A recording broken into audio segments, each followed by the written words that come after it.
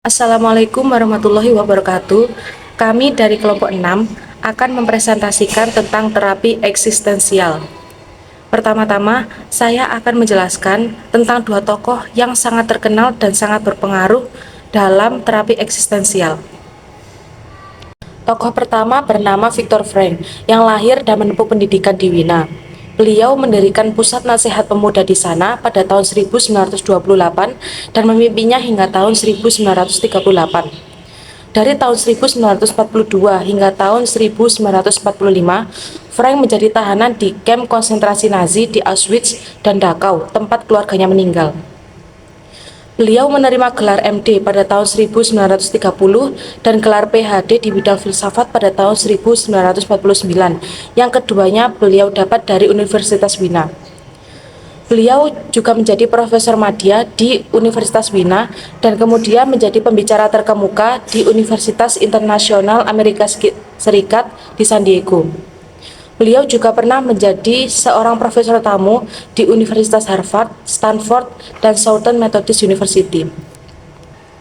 Bukunya yang terkenal berjudul Man's Search for Meaning yang terbit pada tahun 1963, yang aslinya berjudul From Death Camp to Existentialism, yang telah menjadi buku terlaris di dunia.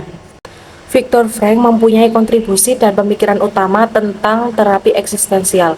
Meskipun Frankl telah mulai mengembangkan pendekatan eksistensial terhadap praktik klinis sebelum tahun-tahun suramnya ketika berada di kamp konsentrasi Nazi, tapi pengalaman beliau ketika berada di kamp tersebut menegaskan pandangannya.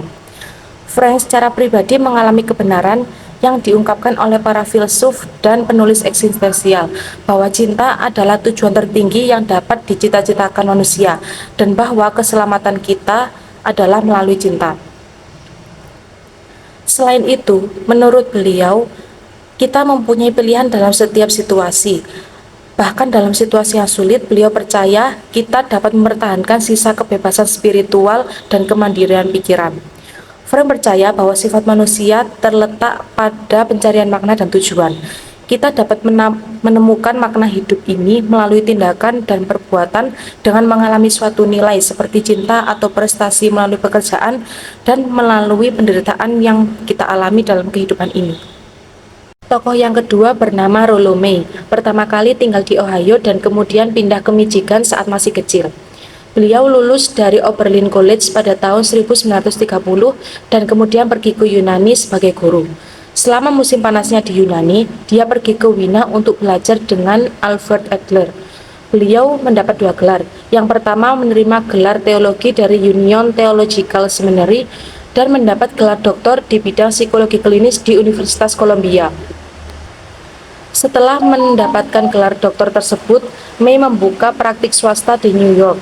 Saat May menempuh program doktoralnya, ia terjangkit TBC yang mengakibatkan ia harus tinggal di sanatorium selama 2 tahun. Selama waktu itu, dia menghabiskan waktu membaca dan mempelajari tentang eksistensial dari kecemasan. Penelitian itu menghasilkan bukunya yang berjudul The Meaning of Anxiety yang terbit pada tahun 1950 dan buku populernya yang berjudul Love and Will yang terbit pada tahun 1969. Rollo May juga memiliki kontribusi pemikiran tentang teori eksistensial. Kontribusinya itu bermula saat dia mulai mempelajari tentang eksistensial ketika beliau terjangkit penyakit TBC. Selain itu, juga saat beliau menerbitkan buku populernya yang berjudul Love and Will yang terbit pada tahun 1969 yang mencerminkan perjuangan pribadinya dengan cinta dan hubungan intim. May adalah salah satu pendukung utama pendekatan humanistik terhadap psikoterapi, dan dia adalah juru bicara utama pemikiran eksistensial Eropa di Amerika yang diterapkan pada psikoterapi. Dia percaya psikoterapi harus ditujukan untuk membantu orang menemukan makna dalam hidup mereka, dan harus memperhatikan masalahnya terlebih dahulu daripada penyelesaian masalah. Menurut May, tantangan sebenarnya adalah ketika manusia mampu hidup sendirian di dunia dan ketika ia menghadapi kematian. Selain itu, ia juga berpendapat bahwa individualisme harus seimbang dengan kepentingan sosial. Selanjutnya adalah introduction atau perkenalan. Menurut terapi eksistensial, manusia adalah pencipta kehidupan mereka sendiri dan memiliki kebebasan untuk memilih dan bertanggung jawab atas tindakan mereka. Terapi eksistensial menekankan bahwa kita bebas memilih apa yang baik untuk kehidupan kita. Tujuan utama terapi ini adalah mendorong klien untuk melakukan refleksi terhadap kehidupan, kemudian mengenali berbagai alternatif yang ada, dan kemudian mengambil keputusan dari alternatif-alternatif tersebut. Tujuan utamanya adalah untuk membantu klien dalam mengembangkan kehadiran yang lebih besar dalam mencari makna dan tujuan hidup mereka. Lalu, terapi ini juga tidak bertujuan untuk menyembuhkan penyakit, melainkan membantu individu yang merasa kehilangan arah dan kebingungan dalam hidup mereka. Selanjutnya, latar belakang sejarah filsafat dan eksistensialisme. Terapi eksistensial tidak didirikan oleh orang atau kelompok tertentu. Banyak aliran pemikiran yang berkontribusi terhadap hal ini. Pemikiran para psikolog dan psikiater eksistensial dipengaruhi oleh sejumlah filsuf dan penulis pada abad ke-19. Yang pertama, Søren Kierkegaard. Seorang filsuf Denmark ini sangat prihatin dengan ketakutan dan kecemasan. Dan dia membahas peran kecemasan dan ketidakpastian dalam kehidupan. Ada kecemasan eksistensial yang berkaitan dengan pengambilan keputusan tentang bagaimana kita ingin hidup. Tanpa pengalaman kecemasan, kita mungkin menjalani hidup sebagai orang yang berjalan dalam tidur. Apalagi di usia remaja yang sering mengalami kecemasan, terutama cemas akan masa depan. Yang dibutuhkan adalah kesediaan mengambil resiko untuk menentukan pilihan, karena tugas kita bukanlah menemukan siapa diri kita, melainkan menciptakan diri kita sendiri. Tokoh yang kedua adalah Friedrich Nietzsche. Beliau adalah filsuf Jerman yang memiliki pendekatan revolusioner terhadap diri, etika, dan masyarakat yang berbeda dari Kierkegaard. Nietzsche menekankan bahwa manusia lebih merupakan makhluk yang memiliki kemauan daripada makhluk rasional dan meletakkan keinginan individu untuk berkuasa. Dia menyarankan bahwa dengan melepaskan diri dari moralitas kelompok atau kawanan dapat memanfaatkan potensi kreativitas dan orisinalitas kita. Tokoh yang ketiga adalah Martin Heidegger. Menurut beliau, pengalaman subjektif manusia yang dikembangkan oleh Kierkegaard dan Nietzsche menjadi dasar bagi pengembangan fenomenologi pada abad ke-20. Fenomenologi yang dipelopori oleh Heidegger menekankan pentingnya memahami pengalaman kita secara otentik, termasuk suasana hati, perasaan, dan kecemasan akan kematian. Ini membantu kita membedakan antara hidup dengan kemauan sendiri atau hidup dengan hanya mengikuti ekspektasi orang lain. Dengan mengubah pemahaman ini ke dalam kesadaran eksplisit, kita dapat mengembangkan tekad yang lebih positif terhadap hidup dan menantikan pengalaman yang belum datang. Tokoh yang keempat adalah Jean-Paul Sartre. Sartre sebagai seorang filsuf dan novelis percaya bahwa manusia memiliki kebebasan yang lebih besar daripada yang dipercayai oleh eksistensialis sebelumnya. Menurutnya, keberadaan manusia telah berubah dan setiap tindakan merupakan pilihan yang mengikat kita dengan tanggung jawab. Sartre menekankan bahwa dalam setiap momen, melalui tindakan kita, kita menentukan siapa diri kita sebenarnya. Dan mencoba untuk mengetahui diri sendiri adalah bentuk kesadaran diri. Tokoh yang kelima adalah Martin Buber. Buber mengambil sikap yang tidak terlalu individualistis dibandingkan kebanyakan eksistensialis lainnya. Dia mengatakan bahwa kita sebagai manusia hidup dalam keterhubungan. Artinya, kita sebagai manusia tidak hidup sendiri, melainkan kita adalah makhluk sosial yang selalu berhubungan dengan orang lain. Buber menekankan pentingnya kehadiran yang memiliki 3 fungsi. Yang pertama, memungkinkan terjadinya hubungan aku atau engkau yang sejati. Yang kedua, memungkinkan adanya makna dalam suatu situasi. Dan yang ketiga, memungkinkan seseorang untuk bertanggung jawab dalam situasi apapun. Tokoh yang keenam adalah Ludwig Binswanger. Beliau adalah seorang analisis eksistensial. Binswanger mengusulkan model diri holistik yang membahas hubungan antara seseorang dan lingkungannya. Dia menggunakan pendekatan fenomenologis untuk mengeksplorasi fitur-fitur penting dari diri, termasuk tentang cara kita memilih, tentang kebebasan kita, dan tentang kepedulian kita. Binswanger menerima gagasan Heidegger bahwa kita terlahir ke dunia, namun hal ini tidak menjadikan kita bebas dari tanggung jawab atas pilihan dan perencanaan masa depan kita. Tokoh yang terakhir adalah Bosmedard. Binswanger dan Bosch adalah psikoanalisis. Mereka eksistensialis awal dan tokoh penting dalam pengembangan psikoterapi eksistensial. Mereka mengacu pada Dasein atau berada di dunia, yang berkaitan dengan kemampuan kita untuk merefleksikan semua peristiwa kehidupan yang telah kita alami dan memberi makna pada peristiwa tersebut. Mereka percaya bahwa terapis harus memasuki dunia subjektif klien tanpa adanya prasangka apapun yang akan menghalangi jalannya proses terapi ini. Selanjutnya, saya akan menyebutkan beberapa tokoh penting yang terlibat dalam psikoterapi eksistensial kontemporer. Tokoh-tokoh tersebut antara lain Viktor Frankl, Rollo May, James Buchenthal, dan Irvin Yalom. Mereka telah memberikan kontribusi signifikan terhadap pemikiran dan praktik psikoterapi. Masing-masing dari mereka mengembangkan pendekatan terapi yang berfokus pada pencarian makna hidup, eksplorasi subjektivitas klien, dan konfrontasi dengan kekhawatiran eksistensial manusia, seperti kematian, kebebasan, isolasi, dan ketidakbermanaan. Mereka juga dipengaruhi oleh pemikiran filsuf eksistensial seperti Kierkegaard, Nietzsche, Heidegger, Sartre, dan Buber yang sudah saya jelaskan sebelumnya dalam mengembangkan pendekatan terapeutik mereka. Selain itu, mereka juga menunjukkan kesediaan untuk mengintegrasikan aspek-aspek teoritis dari psikologi Freudian dan Adlerian ke dalam kerangka kerja eksistensial mereka. Selanjutnya, masuk dalam konsep utama, yaitu pandangan tentang sifat manusia. Terapi eksistensial bertujuan untuk mengerti lebih dalam tentang diri kita sebagai manusia. Ini berarti menghargai bahwa setiap orang itu unik, menjelajahi bagaimana orang bertindak, dan menggunakan berbagai cara untuk membantu mereka. Fokusnya adalah pada mencari makna dalam hidup dan membantu orang mengatasi masalah seperti merasa sendirian, terasing, atau tidak yakin tentang masa depan mereka. Fokus utamanya adalah bagaimana orang menghadapi perasaan kesepian dan khawatir dalam kesendirian. Pandangan eksistensial tentang manusia mengatakan bahwa kita terus berubah dan berkembang karena pengalaman hidup yang telah kita alami. Pertanyaan-pertanyaan tentang siapa kita, apa yang kita tahu, apa yang kita lakukan, dan apa yang kita harapkan di masa depan adalah hal-hal yang selalu kita hadapi. Menurut pendekatan ini, beberapa hal dasar tentang kehidupan manusia termasuk menyadari diri kita sendiri, memiliki kebebasan, mencari makna, merasa cemas, dan menyadari bahwa suatu hari kita akan mati.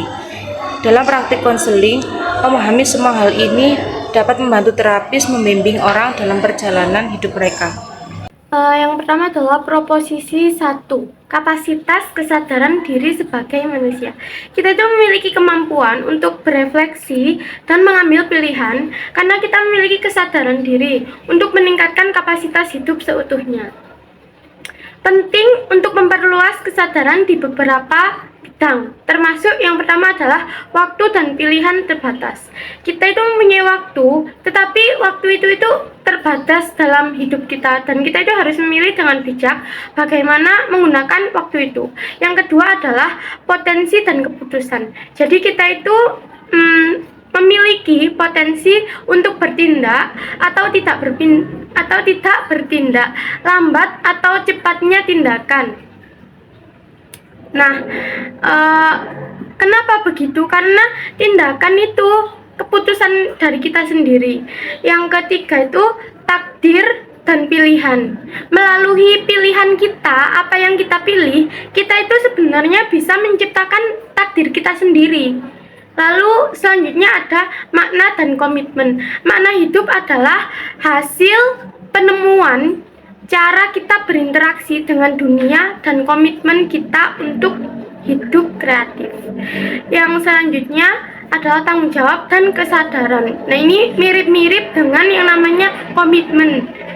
Nah, dengan meningkatkan kesadaran terhadap pilihan yang tersedia atau pilihan yang kita pilih, kita itu juga akan mau bertanggung jawab atas konsekuensi dari yang kita pilih itu tadi. Yang selanjutnya ada kesepian dan hubungan. Kita bisa merasakan kesepian dan terisolasi, tapi kita juga memiliki kesempatan untuk berhubungan dengan orang lain. Yang kedua adalah proposisi 2. Kebebasan dan tanggung jawab. Eksistensialisme merupakan kerangka pemikiran yang menekankan kebebasan individu dalam menentukan pilihan dan bertanggung jawab penuh atas kehidupannya. Jadi, terapis eksistensial membantu klien dalam memahami cara mereka menghindari kebebasan dan mendorong mereka untuk mengambil resiko dalam menjalankan kebebasan tersebut. Faktor budaya juga dipertimbangkan. Memahami bagaimana nilai-nilai budaya mempengaruhi pemikiran dan perilaku klien. Pentingnya menghormati tujuan klien dan membantu mereka mencari alternatif dalam konteks kebebasan dan tanggung jawab. Terapi eksistensial memungkinkan individu untuk melihat bahwa mereka itu tidak hanya menjadi korban dari keadaan eksternal, tetapi juga memiliki kekuatan untuk mengubah situasi menjadi mereka itu sadar gitu akan kebebasan dan tanggung jawab pribadi mereka. Selanjutnya adalah proposisi 3, berjuang untuk identitas dan hubungan dengan orang lain. Nah, materi ini itu membahas tentang perjuangan individu dalam menemukan identitas dan makna dalam kehidupannya sendiri, dengan menekankan pada eksistensialisme dan hubungan antara kesendirian, keterhubungan dengan orang lain, dan pencarian jati diri. Pentingnya identitas dan keterhubungan. Nah, jadi manusia itu memiliki keinginan untuk menjaga keunikan dari dalam dirinya dan keterhubungannya. Namun juga merasa tertarik untuk berhubungan dengan orang lain dan juga alam. Yang selanjutnya itu ada ketergantungan pada harapan orang lain. Banyak dari kita itu yang mencari arahan, nilai-nilai dan keyakinan dari orang lain yang mengakibatkan kita itu menjual diri kita untuk memenuhi harapan mereka. Selanjutnya ada keberanian dalam menemukan identitas. Menurut Tillich, diperlukan keberanian untuk menemukan dasar keberadaan kita dan menghadapi ketidakpastian hidup. Yang selanjutnya adalah pengalaman kesendirian. Nah, pengalaman kesendirian itu adalah bagian dari kondisi manusia. Namun, dari pengalaman ini kita dapat memperoleh kekuatan. Selanjutnya adalah proposisi 4. Nah, jadi fungsi terapis itu bukanlah untuk memberitahu klien apa makna hidup yang seharusnya mereka miliki, namun untuk menunjukkan bahwa mereka itu dapat menemukan makna bahkan dalam penderitaan mereka. Jadi mereka itu akan menemukan makna dari penderitaan mereka itu. Lalu pandangan ini berpendapat bahwa penderitaan manusia itu dapat diubah menjadi pencapaian manusia melalui sikap yang diambil seseorang ketika menghadapinya. Namun, makna bukanlah suatu yang bisa kita cari dan peroleh secara langsung. Menemukan makna dalam hidup adalah produk sampingan dari keterlibatan, yaitu untuk komitmen untuk menciptakan, mencintai, bekerja, dan membangun. Makna tercipta dari keterlibatan individu dengan apa yang dihargai, dan komitmen ini memberikan tujuan yang menjadi hidup itu berharga gitu. Jadi makna itu tadi itu bisa menjadikan hidup itu lebih berharga lagi gitu. Baik, selanjutnya adalah proposisi 5, kecemasan sebagai kondisi kehidupan.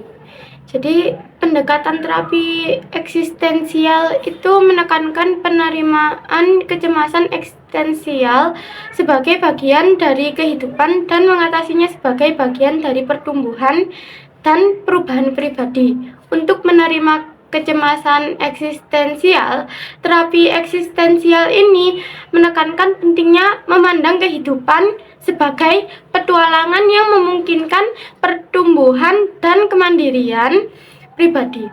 Terapis membantu klien mengatasi kecemasan dengan memahami bahwa perubahan hidup dapat menyebabkan kecemasan sementara, namun mengalami pengalaman yang memuaskan dengan cara hidup yang baru akan mengurangi kecemasan.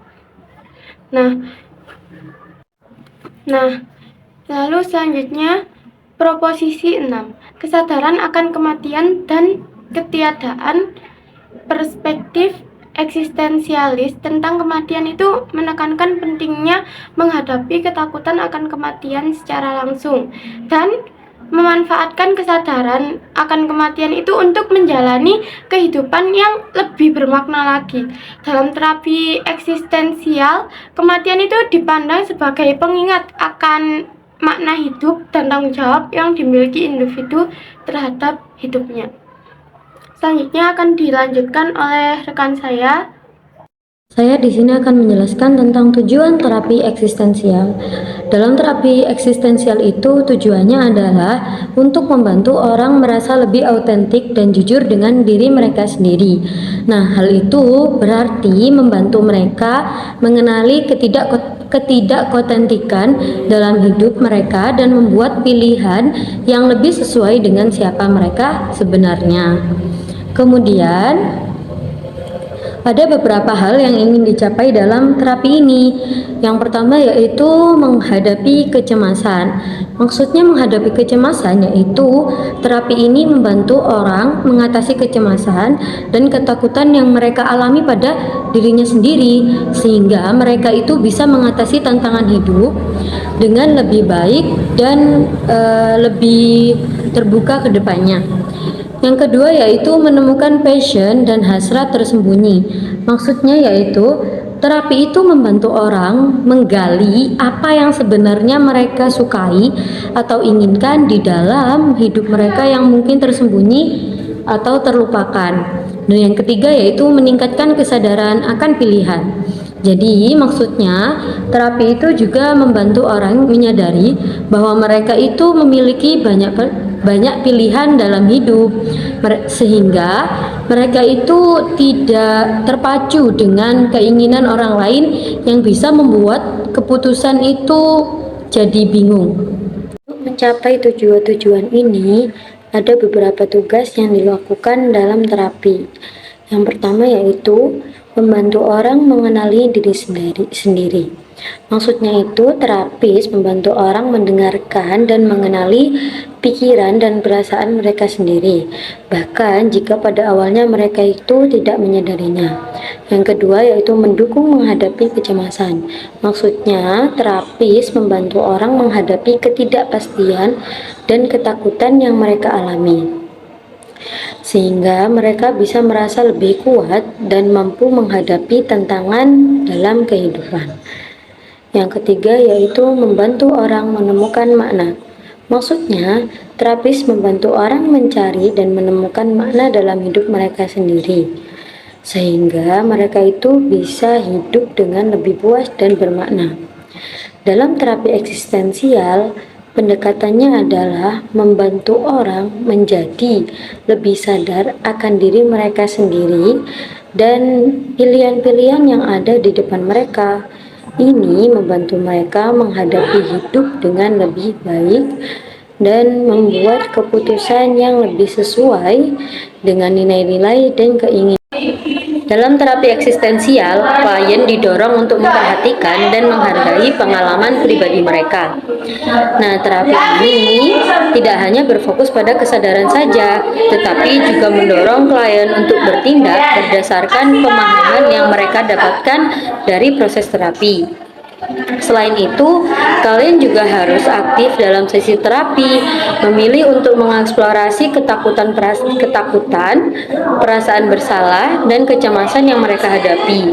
Klien juga harus membuka diri untuk menggali pengalaman pribadi, walaupun hal tersebut itu dapat menimbulkan berbagai perasaan seperti takut, gembira, sedih, atau campuran dari semuanya.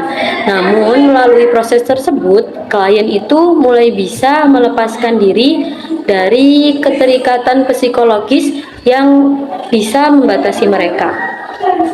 Dalam terapi eksistensial, hubungan antara konselor dan klien itu sangatlah penting. Mengapa? Karena mereka itu berpikir bahwa dengan berbicara jujur dan saling menghargai, klien itu bisa merasa lebih baik. Konselor juga membantu klien memahami diri mereka sendiri dan menyelesaikan masalah mereka bersama. Dan yang paling penting, konselor itu akan selalu ada untuk mendukung apa yang telah dilakukan klien dan memberikan contoh bagaimana bersikap dengan baik. Pendekatan eksistensial dalam konseling menekankan pemahaman mendalam terhadap dunia klien dan hubungan yang autentik antara konselor dan klien. Konselor itu berperan sebagai teman filosofis, membantu klien menjalani kehidupan dengan lebih baik daripada memberikan solusi secara langsung. Dalam proses konseling, konselor dan klien menjelajahi pengalaman hidup klien, memahami tantangan yang dihadapi, dan berusaha mencapai perubahan positif. Puncak dari proses konseling adalah ketika konselor dan klien itu telah mencapai kedalaman emosi yang sesuai dan mengalami transformasi bersama-sama. Membantu klien menemukan makna dalam kehidupan mereka dan mencapai kesejahteraan psikologis yang lebih baik. Pesan utamanya yaitu bicara tentang bagaimana konseling itu bisa membantu seseorang memahami dirinya lebih baik dan mengubah hidupnya. Pertama itu, terapis akan membantu kita memikirkan dan bertanya-tanya tentang cara kita melihat dunia dan nilai-nilai kita. Kemudian langkah berikutnya, kita akan mempertimbangkan lagi asal-usul nilai-nilai kita dan memahami apa yang kita anggap penting dalam hidup. Akhirnya tujuannya adalah kita bisa menerapkan pemikiran dan pengalaman baru ini ke dalam kehidupan kita sehari-hari, sehingga kita itu bisa hidup lebih baik sesuai dengan nilai-nilai yang kita yakini. Jadi, konseling itu bukan hanya tentang berbicara di sesi terapi, tapi juga tentang melakukan perubahan nyata dalam hidup kita. Terapi eksistensial itu menawarkan solusi untuk masalah kompleks dalam kehidupan dengan fokus pada pertumbuhan pribadi. Cocok untuk individu yang mengalami krisis perkembangan, kesedihan, atau mencari makna hidup. Terapi seperti Van der Zen dan Buchenwald menekankan bahwa terapi ini sesuai bagi yang mereka mempunyai komitmen untuk mengatasi masalah hidup, merasa terasing dari ekspektasi sosial, atau merasa kekosongan dalam hidup. Melalui terapi eksistensial, mereka yang kesulitan itu menemukan makna hidup atau merasa hampa dapat menemukan harapan dan pemahaman yang mereka butuhkan. Terapi singkat dengan pendekatan eksistensial adalah strategi yang berfokus pada pemecahan masalah dalam waktu terbatas sambil menitik beratkan pada aspek-aspek penting dalam kehidupan klien. Tujuan utamanya adalah mendorong klien untuk mengambil tanggung jawab pribadi, membuat keputusan, dan bertindak, serta meningkatkan kesadaran terhadap situasi saat ini. Pendekatan ini itu menekankan bahwa terapi singkat dapat memotivasi klien untuk terlibat secara aktif dalam setiap sesi terapi. Menurut pandangan Sartre dan Buchenwald, implementasi pendekatan eksistensial dalam terapi singkat memerlukan penetapan tujuan yang lebih terstruktur dan jelas, tanpa terlalu ambisius.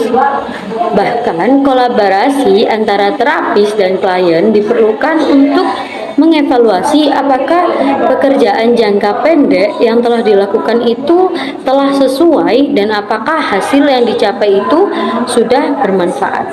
Permohonan konseling kelompok eksistensial menekankan pentingnya komunitas individu yang berkomitmen pada eksplorasi diri sepanjang hidup. Fokus utamanya adalah memungkinkan anggota kelompok itu menjadi jujur pada diri sendiri, serta memperluas sudut pandang terhadap diri dan dunia. dan juga mengklarifikasi makna hidup. Kelompok ini, seperti yang dijelaskan oleh Yalom, menciptakan kondisi ideal untuk terapi karena anggota itu bertanggung jawab atas tindakan mereka dalam bentuk kelompok. Memungkinkan refleksi terhadap dampak perilaku terhadap orang lain dan meningkatkan pemahaman interpersonal. Paradoks eksistensi manusia seperti kematian, kesuksesan subjektif, kebebasan dengan tanggung jawab, dan juga ketidakpastian dalam pengambilan keputusan itu menjadi fokus pembahasan yang dapat menimbulkan kecemasan. Namun, kelompok juga memberikan lingkungan yang mendukung bagi anggota untuk mengeksplorasi diri mereka sendiri dan mencapai pilihan hidup yang lebih otentik. Pemimpin kelompok itu tidak memberikan solusi sederhana, tetapi membimbing anggota agar menuju kehidupan yang lebih otentik serta mendorong mereka untuk mengembangkan dan mengeksplorasi potensi secara maksimal. Kekuatan perspektif keberagaman, pendekatan eksistensial dalam konseling itu memiliki relevansi dalam konteks multikultural. Pendekatan ini membantu klien dari budaya yang berbeda dan menemukan makna dan harmoni dalam hidup mereka. Fokus pada kesamaan universal klien diutamakan sebelum mempertimbangkan perbedaan budaya. Pendekatan eksistensial membantu klien mengkaji pengaruh kondisi sosial dan budaya terhadap perilaku mereka. Terdapat masyarakat eksistensial di berbagai negara seperti Skandinavia, Eropa Timur, Meksiko, dan Amerika Selatan. Lingkungan sosial dapat menjadi penghalang bagi individu yang mencari konseling untuk mengubah hidup mereka. Terapis harus memahami bahwa klien itu mungkin merasa tidak memiliki banyak pilihan dalam situasi mereka.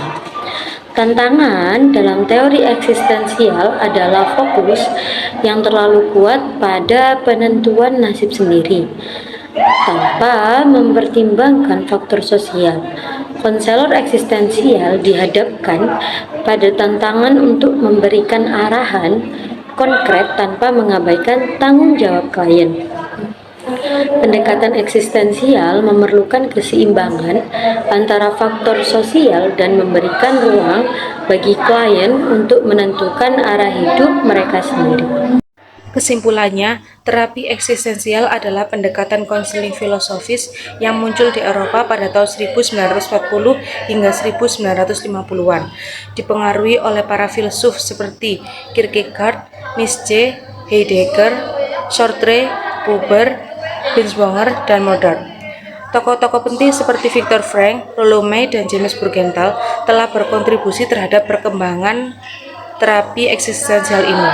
Konsep utamanya meliputi kesadaran diri, kebebasan, identitas, makna, kecemasan, dan kesadaran akan kematian.